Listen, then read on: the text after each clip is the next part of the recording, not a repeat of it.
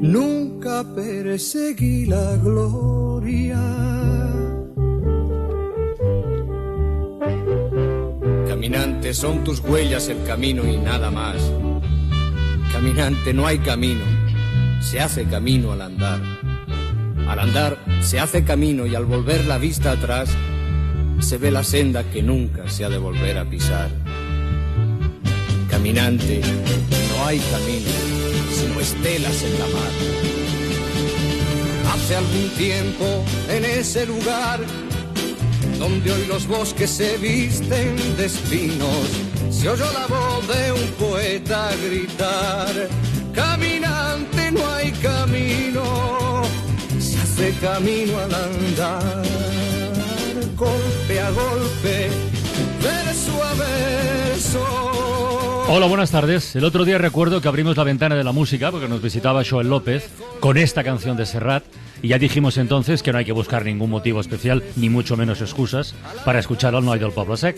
Lo que pasa es que ese día nos iba muy bien porque Joel es un enamorado tanto de la música de Serrat como de la poesía de Machado, y hoy, bueno, es que hoy resulta, sin que haga falta tener motivo, insisto, pero hay un motivo aún más directo, que es que esta tarde Serrat recibe uno de los premios que otorga el Diario Público. Premio por toda su carrera y su compromiso con la libertad, la historia y los derechos humanos. Y resulta además que en la lista de galardonados, más allá del premio Activismo, por ejemplo, a las asociaciones de víctimas y damnificados por la Dana de Valencia, o el premio Memoria a Emilio Silva, presidente de la Asociación por la Recuperación de la Memoria Histórica, bueno, pues en esa lista de premiados y premiadas aparece nuestra Nieves con Costrina, de quien el jurado dice: recibe el reconocimiento de público por su compromiso con el periodismo honesto. Desde su etapa como redactora en Diario 16 hasta hoy han pasado 4 décadas de activismo por los derechos civiles y humanos, hasta convertirse en referencia por su labor radiofónica a través de podcast y actos públicos con una forma única, valiente y peculiar de contar la historia. Y prosigue: ni siempre fue fácil ni le ha salido gratis defender sus principios desde la profesión, pero la veterana periodista sigue activa y llenando teatros y espacios culturales en sus galas. Veterana periodista, buenas tardes. Felicidades. Bueno, felicitad a Nieves, por favor, ayudadme, Isaías, Marta, felicidades, Nieves. Matías. Hasta que no abre la boca, Nieves, desde que se ha sentado en el estudio. Estoy intentando mantener el tipo. Está impactada. El premio es importante, pero recibir el premio al lado de Serrat... Bueno, es que ya sabéis que soy muy llorona. Yo me emociono enseguida. Soy tan bruta como llorona. Y oír a Serrat, oír eso, porque yo he leído cuando me dieron el premio, lo lees, pero bueno, lo lees y ya está. Pero cuando lo oyes, pues, joder, es muy emocionante, sí, es muy... Claro que sí. Y lloro. Claro. No lloras por lo de veterana periodista. No, mira, lloro porque estoy muy emocionada, porque me hace mucha ilusión, porque estar con Serrat es... como diría yo que sé, como diría tío, lo flipo, bro. Pero tú sabes que Serrat, porque lo hemos comentado más de una vez, es un seguidor acérrimo de Acontece que no es poco. Sí. Y que de vez en cuando nos envía mensajes con cosas que has dicho, con episodios que has contado. O sea que vais a coincidir dos personas que, en fin, tenéis muchas cosas en común. Pero aunque sé que es así, y me lo ha dicho él mismo, que me sigue... Y dijo cuando le entregaron el cuenta eso. Oye, es que eso fue, me llegó por todos los lados. Yo otra vez llorando, venga. Pero cuenta lo que dijo. Pues nada, en la rueda de prensa de cuando recibió el premio Princesa de Asturias, dio una rueda pues al final, la última pregunta, alguien le dijo, creo que fue una compañera del diario.es, dijo es que si era verdad que en la música, respecto a la música, cualquier tiempo pasado fue mejor. Y Serrat respondió, yo, como dice Nieves con Costrina, cualquier tiempo pasado fue anterior. Y claro, eso me empezó a llegar por todas partes y claro, ya no es solo como remató la rueda de prensa, es que dije, o sea, yo daba volteretas por el pasillo de mi casa en pelotas, ¿qué quieres que te diga? Yo qué sé, porque cuando tienes ese referente, no solo desde que eres muy joven por la música, por su música a Machado, a Miguel Hernández, por todo lo que supone, por todo lo que ha hecho, por todo su compromiso también, y ves que ese referente está hablando de ti, pues no te lo crees, sencillamente, no te lo crees, porque yo no tengo muy claro cómo he llegado hasta aquí. O sea, sé que he llegado, voy a cumplir 65 tacos dentro de un par de meses, pero no sé qué ha pasado en este tiempo. Es decir, hay veces que me miro en el espejo y se lo digo mucho a Jesús, le digo, ¿esa soy yo? ¿Qué ha pasado? Que yo a veces me siento como que tengo 30 años, que todavía estoy corriendo con un teletipo por la redacción de diario. Pero ¿no? es un buen signo de salud mental eso, ¿eh? ¿Qué te ocurre? Sí, no, yo soy muy feliz, soy una tía muy feliz. Y de energía y de muchas cosas. Sí, pero y en todo caso 30 años tienes y unos cuantos más. O sea que, pues fíjate si tengo, pero que me creo que tengo 30 años todavía. Entonces digo, no soy consciente del tiempo que ha pasado, que ha sido un tiempo muy rico. Un tiempo en el que he aprendido lo más grande, un tiempo que me he cruzado con una gente alucinante. Un tiempo en el que, estoy así porque estoy moqueando todavía, un tiempo en el que he recogido mucha experiencia que me ha reafirmado en muchas cosas, Sí. seguramente estoy equivocada en otras, pero que me hace no dar un paso atrás cuando creo que es justo algo, ¿no? O cuando creo que hay que pegarse por algo cuando ves determinadas cosas en peligro. Bueno, Didi Matías, dale. No, que yo como oyente no te imagino llorando, Nieves. Jamás pues se ya... me ocurriría verte derramar ni una lágrima. Pues he llorado unas cuantas veces. Ha llorado unas cuantas veces, sí, señor. Y luego hay una cosa, lo de Serrat, hace una semana hablábamos de los 3 mejores compositores vivos sí, americanos. Es verdad. Dylan, Bruce Springsteen. Y yo colocaba y Paul a Serrat Simon, como número uno en España. Sí. Y me ha pasado lo mismo que a ti. Al escucharlo con Machado y con El caminante no hay camino, dices, es que realmente acertamos, es que es el número uno. Y también hace 2 semanas hablamos del Ayuntamiento de Algete retirando el nombre de Serrat de un edificio municipal y lo que tú dices, Nieves, ¿no? El compromiso de que... Por falta de arraigo. Sí, bueno. Se puede ser más tonto. Pero de que hay que seguir ahí defendiendo cosas que uno damos por hecho que están ahí siempre y vemos que son vulnerables en realidad. Aquí sí vale eso de que no ofende quien quiere, sino quien puede. Y perdónenme, Ayuntamiento de Algete, usted no puede ofender. La verdad es que en la gira que hicieron los 2 pájaros, Serrat con Sabina, oír esta canción, yo lo recomiendo, que se busque en internet, porque oír esta canción coreada por miles de personas, ya si la canción es emocionante por sí, ni os cuento, ¿no? Que es un poco lo que pasa con los premios. Cualquier premio, objetivamente, oye, pues es un halago para quien lo recibe.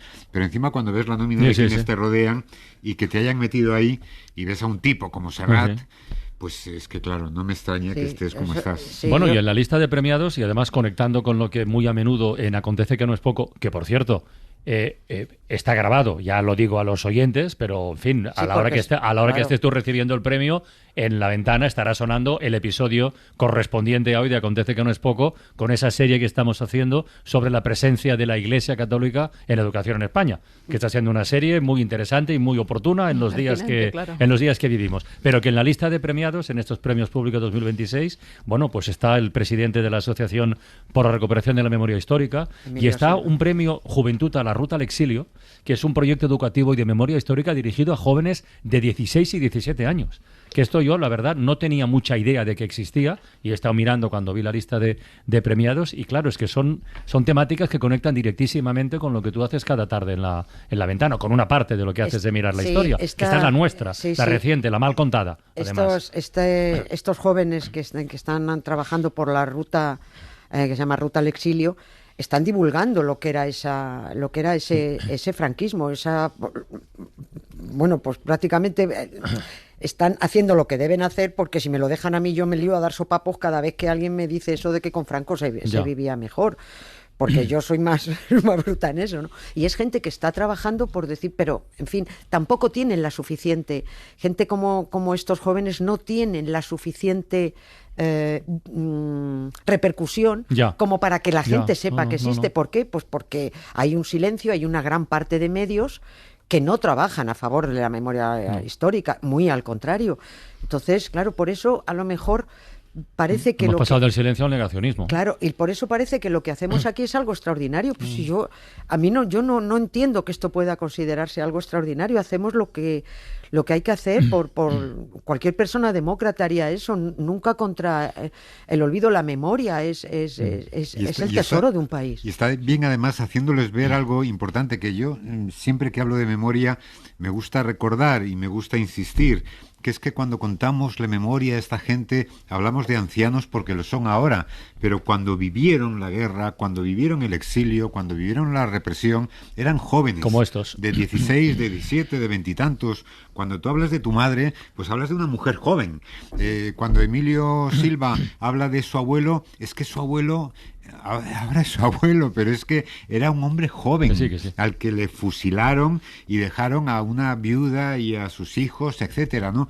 Esta es la guerra, esta es la dictadura y este es el fascismo. Dale, Matías. Hay una cosa, Isaías, pero que la memoria, como todo, has de ganártela. Es decir, yo creo que precisamente el premio a Nieves lo que demuestra es una forma de exponer hechos que, cuidado, que no siempre son novedosos, que no siempre son revolucionarios, al revés, sobre personajes conocidos de sobra, pero que ella concita esa atención. Es decir, hasta la memoria, a veces pensamos, no, bueno, como la memoria histórica, como es cierta y como es irrefutable y como está muy bien y como es tal, pues ya da igual la forma en que la expresamos, ¿no? Hay que convencer y hay que seducir. Y por cierto, hay una cosa en tono Cuenta Nieves lo de Juanjo Tellez y lo de los hijos de la caverna y lo de dar por hecho que los derechos estaban consolidados, mientras durante varias décadas miramos silbando para otro lado. Claro, es una frase del poeta algerireño y compañero y periodista Juan José Tellez, que dijo que mientras creíamos que los derechos estaban asegurados, la caverna estaba aleccionando a sus hijos, y la caverna la tenemos ya aquí. Aquí está la caverna. No hemos vigilado nuestros derechos. Los políticos no han hecho bien su trabajo, los políticos progresistas no han blindado derechos, no han blindado esas libertades, y ahora cualquier derecho que se consigue, viene uno y te lo tumba en minuto y medio. Que como desde el 75 íbamos marcha adelante, pensábamos que el coche no tenía marcha atrás, que era imposible dar marcha atrás. Yo no lo digo en los demás, en mí mismo. Yo jamás hubiera pensado en el retroceso. Pero hay una cosa reivindicativa, Carles, si puedo exponer, porque en la entrevista que hace Nieves hoy con Público... dice que yo quería hablar de eso. El mérito está en Carles Francino, que me da libertad para contar. Gracias por decirlo, la Matías. Libertad de utilizar con más frecuencia la palabra mastuerzo. Yo también quiero para quien se la merezca, y claro, me freno porque digo, esto es de Nieves. Eso es de todos, eso es patrimonio público. Yo tengo una pegatina del Mastuerzo en mi ordenador aquí en la radio. Oye, el titular de esa entrevista, que efectivamente se puede leer y que se publicó este fin de semana con motivo del anuncio del premio, el titular es que era muy llamativo y yo quiero que lo comentemos. Nieves con Costrina decía y dice: en España hay un golpe de Estado judicial y mediático. Por favor, desarrolle la idea.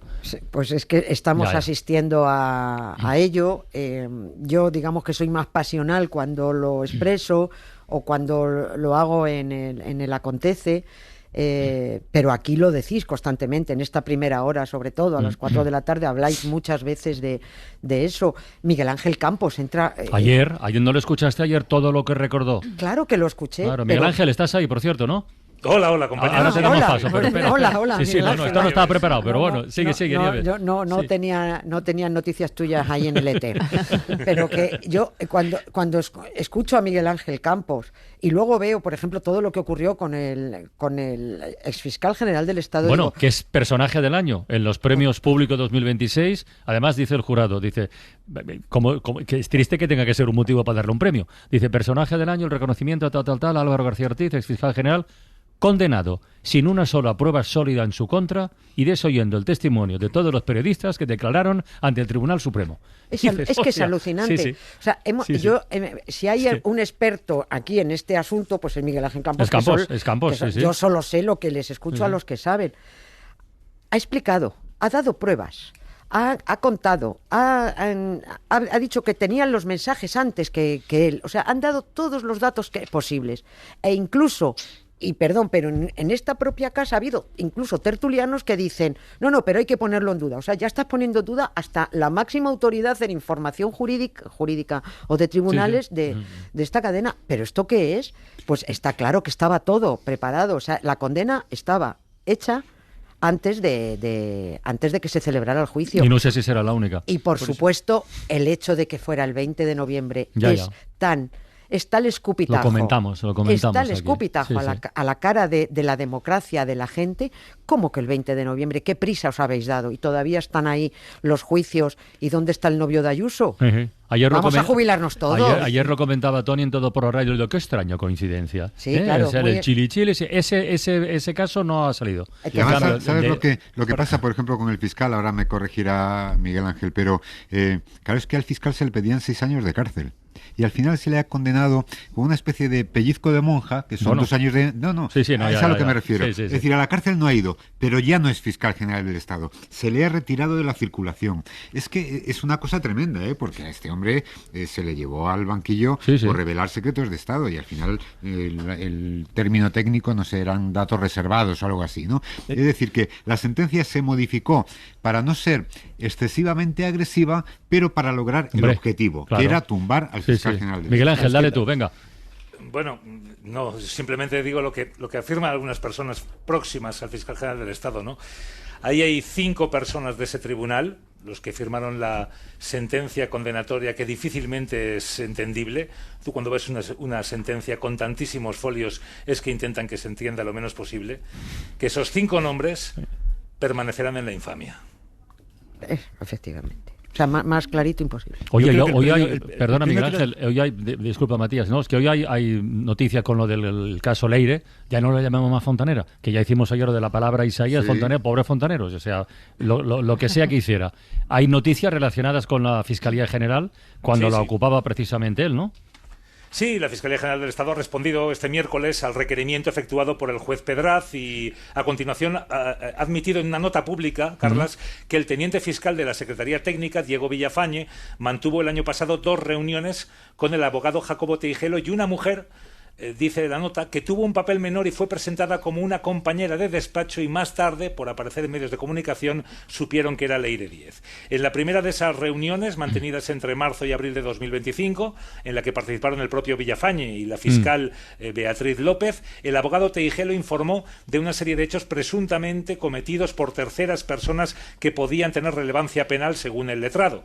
En la segunda reunión, el abogado informó a los fiscales de su voluntad de interponer varias denuncias en la Fiscalía relacionadas con estos hechos. Unas denuncias que finalmente, confirma la Fiscalía, no fueron interpuestas por esta persona. Según la nota, ninguno de los 2 fiscales presentes en la reunión recibió indicación alguna de quien en esa fecha era el fiscal general, Álvaro García, y ninguna actuación se llevó a cabo posteriormente por la Fiscalía para tratar de lo que persigue el juez, o lo que sospecha el juez, para tratar de torpedear o de desestabilizar causas que afectaran al Partido Socialista. Y eso es lo que explica la Fiscalía General del Estado en un comunicado. Otras fuentes fiscales, Carla, si me permites, recalcan que la Secretaría Técnica de la Fiscalía General del Estado se reúne de forma habitual con decenas de denunciantes de delitos, que no solo puede hacerlo, sino que es su obligación mantener este tipo de encuentros. Las mismas fuentes recuerdan que el propio fiscal jefe anticorrupción, Alejandro Lozón, se ha reunido con uno de los supuestos integrantes de la trama,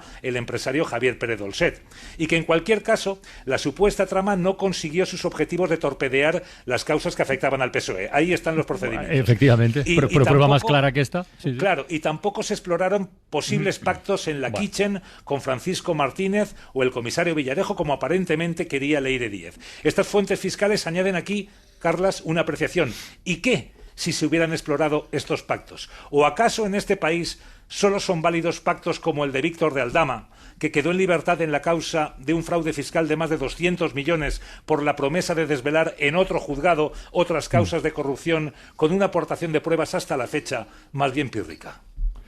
Y hay una cosa, si se le da el premio a Álvaro García Ortiz para conectar con la sentencia, se le tendría que dar a él o a alguien de su entorno, ¿no? Como igual que se le condenó. Muy bien, Matías. Muy bien. Luego hay otra cosa que habéis dicho de esta sentencia, el 5-2, porque hay que recordar las dos sí, contra, efectivamente. Pero estos 5, a mi juicio, yo sin descalificar, bueno, sin acusarlos, como hace muy bien Campos, para mí lo que están es avergonzados de su sentencia. Están tan avergonzados que no se atreven a dar cárcel, que no se atreven realmente a condenar, condenar, sino que hacen, como bien decía Isaías, un pequeño rasguño, ¿no? un golpe en la mano. Y otra cosa respecto al golpe de Estado. A mí lo que me impide hablar de un golpe de Estado es que es demasiado trabajo. Es decir, los golpes de Estado exigen un sobreesfuerzo que supera la habitual dedicación de todos a quienes se les acusa aquí de estar montando un golpe de Estado. ¿Sabes lo que pasa con este tipo de cosas? Que claro, la justicia es lenta, pero las consecuencias de la justicia son inmediatas. Lenta depende para quién. No, bueno. Pero sí, es lenta en general, estamos de acuerdo. Vamos a ver, lenta, quiero decir. El procedimiento del hermano del presidente de gobierno, por ejemplo, que ha durado 2 años, es muy rápido respecto al procedimiento del novio de Isabel Díaz Ayuso. ¿Pero qué ha pasado en esos 2 años? Pues que ha habido elecciones en Extremadura. Bueno. Y esas elecciones están ya votadas, y ya hay un gobierno, de coalición. No tengo ni idea qué consecuencias ha tenido el hecho de que el hermano del presidente del gobierno estuviera sentado en el banquillo y procesado por este asunto, Pero, hombre, alguna ha tenido. Si alguna ha tenido, ha tenido consecuencias democráticas. ¿Qué ha pasado con los 20 procedimientos abiertos a Podemos que han sido archivados todos? ¿Qué ha pasado con aquel Podemos que tuvo 70 diputados y ahora está en los huesos? No solamente por los procedimientos judiciales. Alguna responsabilidad tienen ellos. Pero ¿qué ha pasado? ¿Qué ha pasado? Este es el asunto. O sea, el asunto es que en una democracia la justicia, muy garantista como debe ser, tiene su ritmo, pero las consecuencias de la justicia son inmediatas y tienen consecuencias democráticas. Y este es el grave problema. A eso es a lo que yo llamo un golpe de Estado judicial, que para mí es clarísimo. Y como tengo esa maldita memoria, que a veces también solo me sirve para cabrearme mucho, con todo lo del hermano del presidente del gobierno, yo no he podido perder de vista en ningún momento lo que ocurrió con la hermana de Moreno Bonilla, un caso exactamente igual en el Conservatorio de Málaga. A esa señora que fue denunciada por quienes se sintieron perjudicadas, que eran 2 personas, 1 o 2, no quiero equivocarme, que habían tenido mejor nota que la hermana de Moreno Bonilla y, sin embargo, pasaron a la hermana de Moreno Bonilla y le hicieron, no sé si es directora de lo que sea, del Conservatorio de Málaga. Eso se denunció. ¿Qué dijo el fiscal? Que, hombre, que en estos asuntos siempre hay cierta discrecionalidad. Esa fue lo que dijo el fiscal para no admitir nada. Las 2 personas que denunciaron se lo comieron y ahí tenemos al hermano del presidente. Y si pasa algo, suelen ser infracciones administrativas, que como mucho se pagan con una pena de multa o de lo que sea. Pero bueno, en fin. Pero tú que interpretas también los ciclos históricos, Nieves, no sé, ¿se han conjurado o es que han advertido colectivamente por dónde sopla el viento, que hay un cambio de viento, y entonces lo que han hecho es colocarse, pues eso, a favor de donde sopla el viento? No, yo creo sencillamente que Franco vive en el Tribunal Supremo. Ya está. Y después hay casualidades. Capítulo interesante, sí. Sí, vamos, en Badajoz, caso del hermano. Es una circunscripción, es una ciudad en la que pues suele acometer sus acciones y ser policía judicial, lo suelen nombrar los juzgados, a la Policía Nacional, porque es una jurisdicción de Policía Nacional. ¿Por qué la juez Viedma, en este caso, pidió que fuera la UCO la que ejerciera de policía judicial y en concreto la unidad del teniente coronel Antonio Balas? Que finalmente fue la policía judicial, y hemos visto al teniente coronel Antonio Balas declarar también en ese procedimiento. Bueno, se habla también muchas veces, no sé si demasiado a la ligera, de la palabra cloaca. Aquí no ha habido, por lo menos aparentemente por lo actuado hasta la fecha, aquí no ha habido un grupo de 70 agentes de la policía persiguiendo a una familia y a un extesorero del PP para intentar destruir pruebas que pudieran poner en jaque el gobierno de ese partido.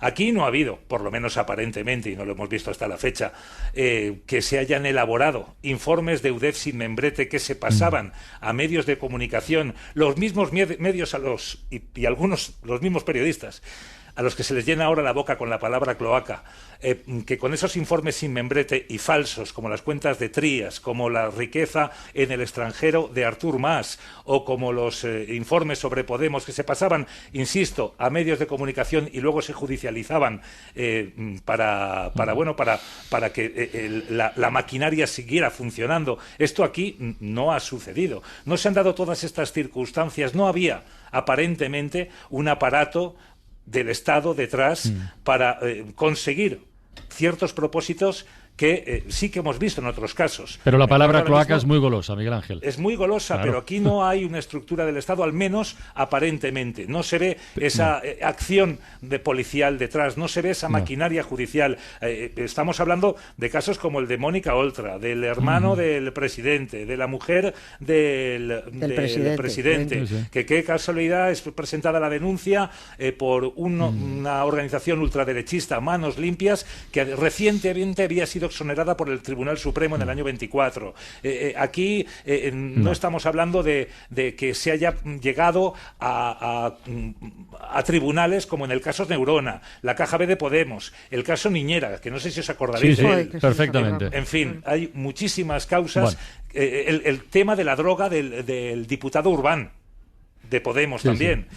O sea, eso sí que es cloaca. La has dejado votando, Miguel Ángel, porque yo ya me voy conociendo a Isaías y estamos haciendo un poco el repaso de toda la logística urbanística y domiciliaria. Ayer la palabra del día fue fontanero, claro. Fontanera, y hoy pues hoy la palabra del día, ya te imaginas cuál va a ser, cloaca. La palabra del día, con Isaías Lafuente. Bueno, Miguel Ángel, y todos lo sabemos, una cloaca es el conducto por donde van las aguas sucias o inmundicias. Así definieron los académicos en 1729 esta palabra que paradójicamente nos llegó limpia e intacta del latín. Con el tiempo se agregó una segunda acepción con la que nos referimos en general y metafóricamente a cualquier lugar sucio e inmundo. Curiosamente, aquel primer diccionario del siglo XVIII registró también el término para nombrar a quien se dedicaba al oficio, o sea, a la limpieza y al aderezo de las cloacas, el cloacario, una voz que desapareció inmediatamente en la siguiente edición del diccionario académico. Yo supongo que se iría por las cloacas de la academia. Hoy el oficio es alcantarillero, y así se nombra a partir de un sinónimo de cloaca, que es alcantarilla. Esta palabra nos llegó no del latín sino del árabe, un diminutivo de alcántara, que literalmente es el puente. También nos llegó del árabe la palabra albañal o albañar, que literalmente nombraban a una tragona. Queda a la espera que la RAE incluya la acepción de cloaca, de la que tanto hablamos hoy, para referirnos a esos grupúsculos o personas que dentro de una organización, de un partido político, de un ministerio, se dedican a limpiar su mierda o a fabricarla para lanzarla a los oponentes. Hoy el PSOE y el PP discuten sobre cuál es la cloaca máxima en España. Bueno, de momento les informamos, la máxima cloaca está en Roma, que es el ejemplo más perfecto de esas redes de alcantarillado que no inventaron los romanos, pero se encargaron de extender en todos los confines de su imperio. De Roma viene el Papa, que estos días es noticia por la visita, asunto del cual también habla, aunque brevemente en su entrevista a Nieves con Costrina. No vamos a profundizar, dice, no me tiréis de la lengua. No te tiramos de la lengua, pero déjame abrir un pequeñito paréntesis, porque con la presencia del Papa estos días atrás en Madrid, ahora en Barcelona igual, en Cataluña, con toda la movida de tráfico, miles de personas y tal, hay quien ha pensado, oye, ¿y si nos camuflamos por ahí para hacer algo? Dices, bueno, pues podría ser. Pero claro, cuando calculas mal y te equivocas de día, hoy han detenido, perdón, a un grupo de atracadores en Madrid. Bueno, que eso es muy serio, Alfonso Ojeda, buenas tardes. ¿Qué tal? Buenas tardes. Un grupo de pero hoy, no hace 3 días, que han entrado en una joyería armados, o sea, con cuidado, que no es ninguna broma, insisto, disfrazados de curas y de monjas. A ver, por así favor. Ha sido. Es un pequeño paréntesis, pero es que no... Ha sido esta mañana en la calle Alcalá de la capital, que hay una joyería en el número 348. Bueno, pues se han introducido un seglar junto con un sacerdote y con una monja. Cuando han accedido al interior de la joyería, le han solicitado a la encargada que sacara una serie de mantas de joyas porque querían hacer una adquisición, comprar joyas. En ese momento han extraído debajo de sus hábitos las armas de fuego y han intentado atracar. ¿Pero qué había pasado? Y esto hay que darle un premio al ciudadano que ha tenido la lucidez de ver este detalle, que es el que ha provocado la actuación policial. Y es que la monja iba con las uñas pintadas. Toma ya. La monja llevaba las uñas pintadas. Y un ciudadano que estaba por la acera, al lado de la joyería, pues le ha parecido muy raro que una monja llevara las uñas pintadas. Automáticamente ha cogido su móvil y ha llamado a la sala del 091. Bravo por el ciudadano, ¿eh? Por el ciudadano, que hay que darle un premio. No, observador de observación. Y proactivo. Sí. Y proactivo, también además. ha ofrecido otros datos sospechosos, cómo andaban, cómo se estaban relacionando entre ellos, que no parecía que fuera una relación religiosa, sino más de camaradería entre ladrones. Y entonces ha avisado a la policía. La policía se ha desplegado de tal modo que los ha pillado dentro, en el atraco. Les han... hay imágenes, además. Claro, cuando han entrado a por ellos, les han encañonado a los policías iban arma en mano y han dicho, mejor será que depongas tu actitud, porque si no esto va a terminar mal. Han sido arrestados... Acabar como el Rosario de la Aurora. Ha terminado como el Rosario de la Aurora. Fuera había otros 2 que no iban disfrazados de sacerdote ni de monja, realizando labores de vigilancia, por lo que se ve pésimas, porque no han sido capaces de avisar a los de dentro, y otros 2 estaban en un coche para sacar a los pretendidas monjas y pretendidos sacerdotes del lugar de los hechos. También han sido detenidos. En definitiva, 7 detenidos y 3 de ellos que estaban en el interior, todo de ellos disfrazados. Las imágenes que ha facilitado, que están en cadenaser.com, la pueden consultarnos. Son tremendas el ver cómo va vestido de sacerdote y ella de monja y armados. Oye, un homenaje a Berlanga. Yo creo que lo de que vayan armados no es noticia, no, pero yo creo que no se han dado cuenta que el Papa se marchó ayer. Yo es que intuyo que querían aprovechar. No han visto en los horarios, el timing de cada visita en cada lugar de España donde van a estar, y claro, aquí ya no colaba. A lo mejor el domingo sí, o el sábado. Bueno, el Papa está en Cataluña. Estaba en Montserrat hace un rato y tal. ¿Sí? ¿Sabéis quién estaba en Barcelona hoy hace exactamente 50 años? ¿A qué no lo sabéis?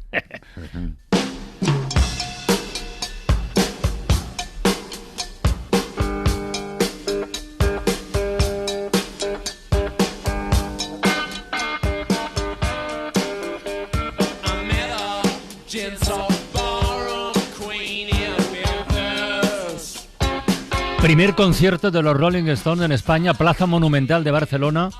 Y perdón por la autocita, pero yo estuve ahí.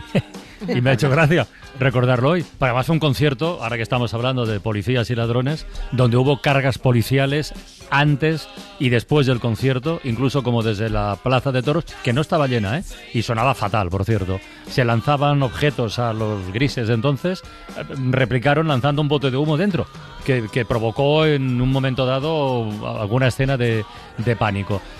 Por cierto, arrancaron el concierto con esta canción, no tocaron Satisfaction, para gran decepción de los ahí presentes. El sonido, como digo, era bastante mejorable, y terminó con Mick Jagger lanzando cubos de agua a la gente y al final de todo metiéndose uno él por la cabeza.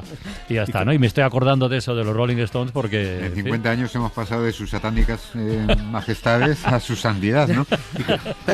¿Corriste delante de los grises, Carles? No, pero hubo cargas. Pero ¿cómo no corriste? Tenías que haber dicho que sí, que eso vende mucho en tu currículum. No, en el mío. Corrí en otras ocasiones, pero no en el concierto de los Rolling Stones. ¿Cuánta gente hemos escuchado tú y yo que ha dicho que ha corrido los grises y por edad tenía que ser un bebé? Yo tenía 18 años. Un gris le ve venir a Francino y sale corriendo él.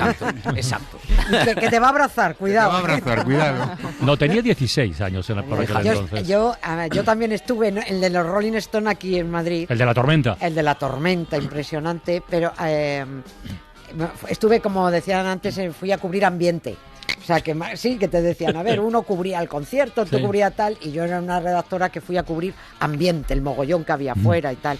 Y sí recuerdo aquel que cayó la Mundial, recuerdo una imagen en portada de Diario 16 con un titular maravilloso que era Satisfaction, pero con guiones entre las sílabas. Entonces era muy contundente, y me acuerdo que al día siguiente llegué al periódico y me encontré, cuando teníamos todavía la rotativa allí en la planta de abajo, y me encontré la rotativa en marcha.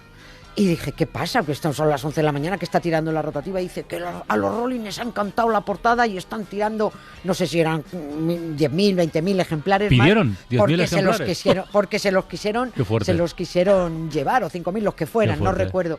Y estaba tirando más ejemplares de aquel Satisfaction, que fue impresionante. Creo que ya solo falta que alguien diga que los 70 son los nuevos 25.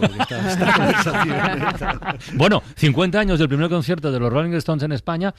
Y ayer se cumplieron 48 años de la aparición de este álbum, que marcó un antes y un después, yo creo, en la historia de la música.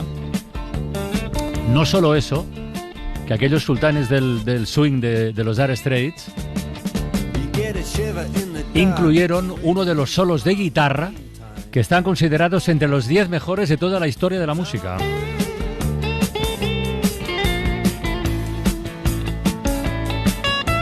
Y nunca os podríais imaginar, tampoco, en fin, pero no os podéis imaginar quién me puso hace un par de días sobre la pista de este aniversario.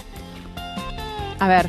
Santiago Niño Becerra, buenas tardes. ¿Qué tal? Buenas tardes. El economista rockero de La Ventana. ¿Tú los viste los Dire Straits en directo alguna vez? Esta pieza, Carlos, es mítica. Es mítica. ¿Tú les has visto en directo alguna vez a los Dire Straits? No. ¿Y a los Rolling Stones tampoco? A Rolling Stones sí. ¿En la Monumental? ¿En ese mismo hotel o otra vez? No. Posterior. Pero Santiago, se te nota muy entusiasmado. No te iba a decir, Santiago, los Dire Straits son un poco neoliberales, no son precisamente socialistas. Bueno, estamos hablando de música, hombre. Bueno, no sé. La verdad es que en el 78 el neoliberalismo estaba incluso por inventar, ¿no? Eso es más de la época de Tony Blair y compañía, ¿no? Pero es que esta canción, lo bueno que tiene además, esta canción, Sultans of Swing, es que es perfectamente identificable a dónde se refiere Mel Brooksby en la letra, ¿no? O sea, al barrio y todo eso. Bueno, yo lo encuentro genial, vaya, absolutamente genial. No conocía esta vena músico rockera tuya. Vamos, no conocía porque nunca hemos hablado de ello. Pero, ¿tú eres aficionado desde siempre o...? Bueno, sí, alguna vez hemos hablado de Janis Joplin y tal, ¿no te acuerdas? Sí, de Janis Joplin tienes toda la razón. Sí, tienes toda la razón. ¿Cuáles serían tus nombres preferidos en la música? Dire Straits, Janis Joplin, Rolling Stones, ¿qué más? Deep Purple. Deep Purple. Joder, Smoke on the Water, muy bien. Sí, Pink Floyd también. Cosas. Los rockeros hacen cosas, como los catalanes. Los rockeros hacen cosas y con Santiago Niño Becerra todas las semanas hacemos números. Hacemos números con Santiago Niño Becerra. A ver, Santiago, hoy tenemos que ir rapidito. Comprar una vivienda en España en 2025, que era el año pasado, exige ya más de 8 años de salario íntegro, que son 16 meses más de lo que se necesitaba un año atrás. O sea, vamos hacia donde vamos. Sí, y además a esto hay que añadir otra cosa, y es el ahorro que hace falta tener para acceder a la entrada. Porque claro, un banco hoy como máximo te da el 80% ya del importe de la hipoteca, con lo cual vas a tener ahorrado el 20% más los gastos de tramitación, que en todo esto están ayudando bastante los padres a través de donaciones, etcétera, etcétera. De hecho, contando todo y sumando todo y suponiendo que nadie contase con ayuda, hay personas que según estratos de salario y tal, podrían acceder a una vivienda en base a su salario a los 52 años. Ostras, es que además el dato que he dado de 8 años casi y medio de salario íntegro es un promedio. Porque un residente en Baleares, por ejemplo, Matías, necesita destinar 15 años. En Baleares y ahora 15 años de su salario íntegro. 15,1 a 15. Sí. Resulta que un joven de estas ciudades necesita 5 veces más años, 5 veces más tiempo. En relación de 15 a 3 con los de, por ejemplo, de Jaén, que es donde el esfuerzo es de los más suaves, por llamarlo de alguna manera. Y esto no tiene pinta de frenarse, ¿no, Santiago? ¿O no sé. Yo vuelvo a insistir en lo que otras veces hemos comentado. Es un problema de oferta. Ya. Lo que pasa es que ya estamos llegando, ahora ya sí, definitivamente, a ese punto en el cual la persona media ya no puede pagar más. Entonces, oye, y en ese contexto, que el Banco Central Europeo prepare su primera subida de tipos de interés en casi 3 años, ¿es coherente, es incoherente, es positivo, es negativo? De cara a la vivienda, totalmente negativo. Yeah. De cara a la vivienda, totalmente negativo. De cara a la economía, yo creo que también. ¿Por qué? La inflación que se está generando debido a todo el tema de las materias primas, el estrecho de Hormuz, etcétera, etcétera, no tiene que ver nada con el tema monetario. Lo mismo que la invasión de Ucrania. Este es un tema de economía real, es un tema de falta de oferta, de tensiones en la oferta. El manual dice que cuando los precios suben hay que subir los tipos de interés, pero yo digo lo mismo que dije entonces, es un error total subir los tipos de interés ahora. Es un problema de oferta. Aquí delante de la señora Lagarde se lo diría. Es un problema de oferta desde el punto de vista económico, pero es un problemón desde el punto de vista democrático. Yo anticipo que dentro de 4 o 5 años tendremos algún estudio muy solvente de la Universidad de Harvard diciendo cómo esta presión inmobiliaria y esta imposibilidad de determinados sectores de la sociedad, los más jóvenes, los que tienen menos ingresos, se han tenido que ir de algunas ciudades y cómo esas ciudades se han derechizado. Porque, lógicamente, cuando solamente se puede quedar a vivir en determinadas ciudades gente de un determinado estatus económico, que se suele corresponder con una determinada ideología, y se expulsa a estos otros ciudadanos, eso tiene consecuencias democráticas, que de momento no nos preocupan. Centros de las ciudades que no tienen niños, claro. Ciudades, por ejemplo, en todas las zonas turísticas de España con 40% de extranjeros, 40% de extranjeros ricos, lo digo para que claro. Pero luego hay una cosa que tú has empleado, Isaías, un término exacto que es presión inmobiliaria, pero ¿quién ejerce la presión? Porque esto es como una especie de estos artefactos de Hitchcock, ¿no? Presión inmobiliaria, ¿de quién? ¿Por qué? ¿Quién puede evitar esta presión? ¿Quién puede cortarla? Es que el Estado, Matías. La política, el Estado. que para eso está, o para eso debería estar. Si los distintos gobiernos de España en los últimos 40 años hubiesen construido 55, 65.000 viviendas públicas de alquiler al año con una protección de 99 años, hoy no habría la presión inmobiliaria que hay. Que no hubieran ingresado después en el mercado libre, que es lo que ocurrió. Por eso digo una protección de 99 años. Bueno, y después sigue el siguiente escalón, y es que pasan al mercado libre y más tarde pasan al mercado turístico, y entonces la ciudad se convierte en un plató por donde solamente pasan turistas. Y bueno, pues es la mierda absoluta, ¿no? Santiago, después de la mierda absoluta de Isaías, ¿qué diría Rufián?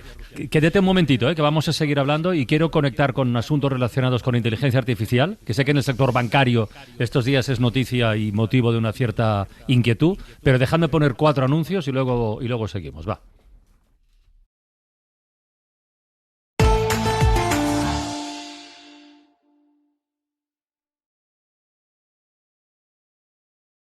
Atención a este temazo de Línea Directa, directo al número 1. ¡Valorado! Y tanto que valorado, porque nuestro seguro de moto es uno de los mejor valorados en España. El éxito está asegurado. Cámbiate y te mejoramos el precio de tu seguro directamente. Llama al 917-700-700 o entra en lineadirecta.com. Funcionan siempre like a Bosch. Cocina integrada, calidad probada. Like a Bosch. El tiempo pasa, calidad que arrasa. Y tu cocina está integrada. Consigue hasta 1.000 euros de reembolso en tu cocina integrada. Calidad pensada para durar. Bosch. Los grandes equipos se preparan al límite, como los electrodomésticos Beko, que te garantizan la mejor calidad, un alto rendimiento y fiabilidad durante muchos años. Y ahora en el Corte Inglés, hasta el 31 de julio, por la compra de electrodomésticos Beko, te llevas hasta 250 euros de regalo. Electrodomésticos Beko, tecnología, calidad y rendimiento para muchos años. También en web y app del Corte Inglés. Medio siglo después de la transición y del nacimiento del país, Babelia recupera una selección de textos que exploran los personajes y momentos clave de la historia reciente. Un recorrido imprescindible de la mano de grandes académicos y libros fundamentales. Búscalo en la web de imprescindibles del País. Llevo años sin trabajar, no porque no quiera, sino porque nadie me ve. Gracias a Fundación Integra, más de 18.000 personas en exclusión social han vuelto a ser visibles a través del trabajo. Fundación Integra.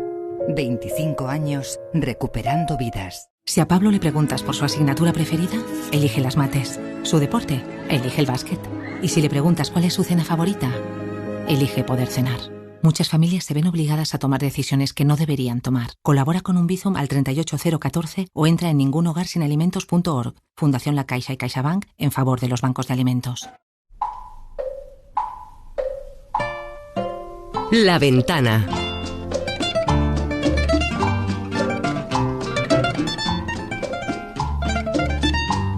Con Carlas Francino. No marques la hora, porque voy a enloquecer. se irá para siempre cuando amanezca otra vez. No más nos queda esta noche para vivir nuestro amor.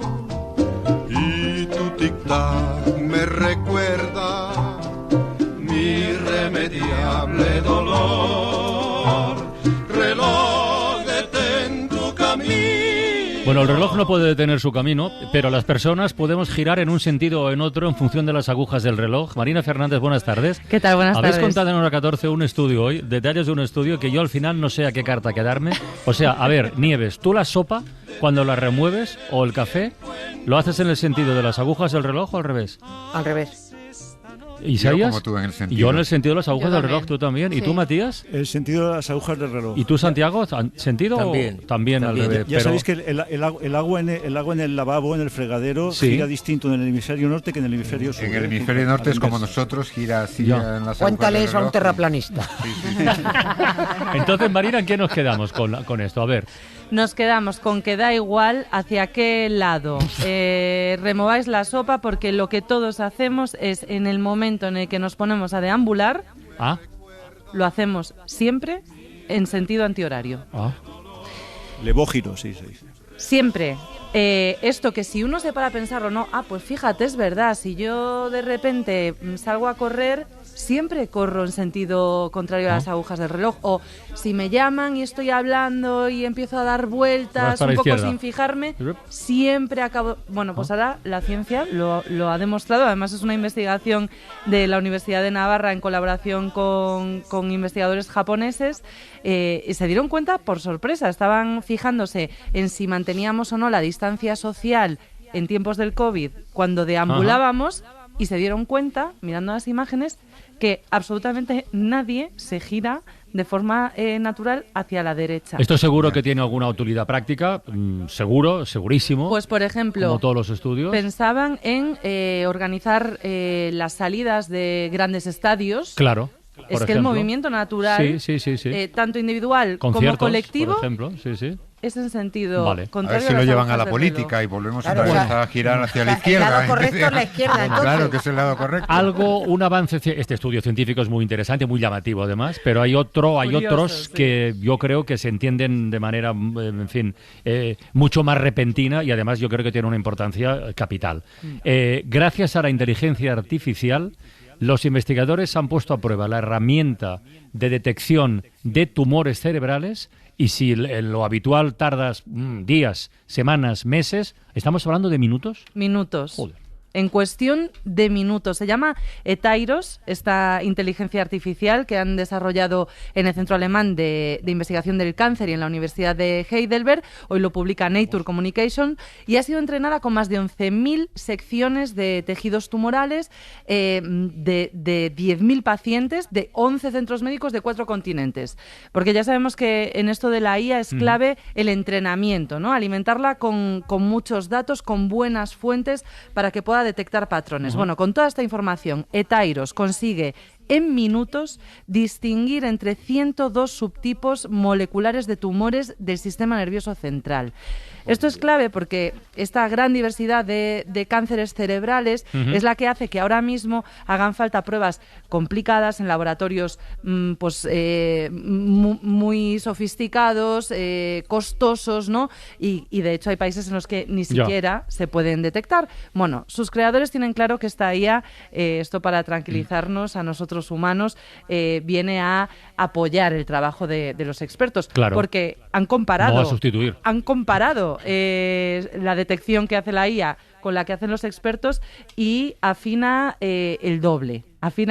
Pero, por ejemplo, en tumores raros, en los que son muy, muy raros, los expertos siguen siendo fundamentales. Tan fundamentales como esta herramienta, que lo que sí que puede hacer es acelerar ese diagnóstico y ayudar a los expertos a decidir qué pruebas hay que hacer y a tener identificado el tumor que tiene una persona, ese tipo, ese subtipo, cuanto antes, para empezar también el mejor tratamiento. Oye, ¿y ya existe la primera vacuna elaborada íntegramente con inteligencia artificial también? Existe. Universidad de Cambridge, ¿no? Existe, Universidad de Cambridge. Pero ya se está probando, además. Sí, están en fase 2. Lo que han hecho en este caso para alimentar a esta IA, como hablábamos, ¿no? Es darle los códigos genéticos de toda una serie de coronavirus como el COVID-19, ¿no? Porque los coronavirus preocupan mucho a la comunidad científica. Puede estar ahí la próxima pandemia mundial, de nuevo, otra pandemia mundial. Entonces, con toda esta información, la inteligencia artificial que han desarrollado estos investigadores de Cambridge, lo que ha hecho es diseñar un superantígeno, ¿no? Es el compuesto básico de las vacunas. Bueno, pues que ha diseñado la IA activa el sistema inmune de las personas ante todos estos coronavirus, pero no solo ante todos estos, sino que ante sus posibles mutaciones y variaciones. This is a vaccine that is intended and designed to protect against all those variant viruses. Como explica Jonathan Protección total, entonces, ¿no? Es el investigador principal. Es una vacuna pensada y diseñada para protegernos de todos los coronavirus. De momento solo han probado que es segura. Esa fase 1, ¿no? No es poco. Ahora empezarán con la fase 2 y al margen de si es la vacuna definitiva, lo que coinciden los científicos en señalar es en lo importante de haber comprobado que la IA puede diseñar este tipo de compuestos. Inteligencia artificial aplicada a la ciencia. Y en el sector financiero, que decíamos, Santiago, ¿qué pasa o qué puede pasar? ¿Cómo lo puede transformar? Bueno, aquí estamos delante de una situación realmente que puede ser muy complicada. Este lunes, por ejemplo, la bolsa de Seúl se derrumbó un 8%. Tuvieron que parar la cotización. El viernes anterior, el Nasdaq en Nueva York cayó el 4,5%, el Standard & Poor's el 3,2%. ¿Y eso? Y el Dow Jones el 2,3%. ¿Por qué? Bueno, pues porque en mayo en Estados Unidos se crearon un 22% de puestos de trabajo más de los que se habían pensado los expertos que se iban a crear. Entonces diréis, bueno, ¿eso quiere decir que crear puestos de trabajo es malo? No, lo que pasa es que si se crean puestos de trabajo es que la economía está en principio funcionando, con lo cual no hacen falta bajadas de tipos de interés. Cosa que les irá muy bien o les iría muy bien a las grandes tecnológicas que necesitan toneladas de dinero para financiar sus inversiones. Y ese disgusto repercute en las bajadas de la bolsa. Mira qué bien. Exactamente. Entonces, es una situación realmente que la inteligencia artificial está creando un mundo aún por estudiar. Pues eso seguiremos haciendo con tu ayuda. Santiago, un abrazo y hasta la próxima semana. Hasta la próxima. Nieves con Costrina, a disfrutar del premio de hoy. Venga, dale un abrazo a Serrat de nuestra parte. Sí. Matías, hasta la próxima semana. Enhorabuena a los premiados. Un abrazo.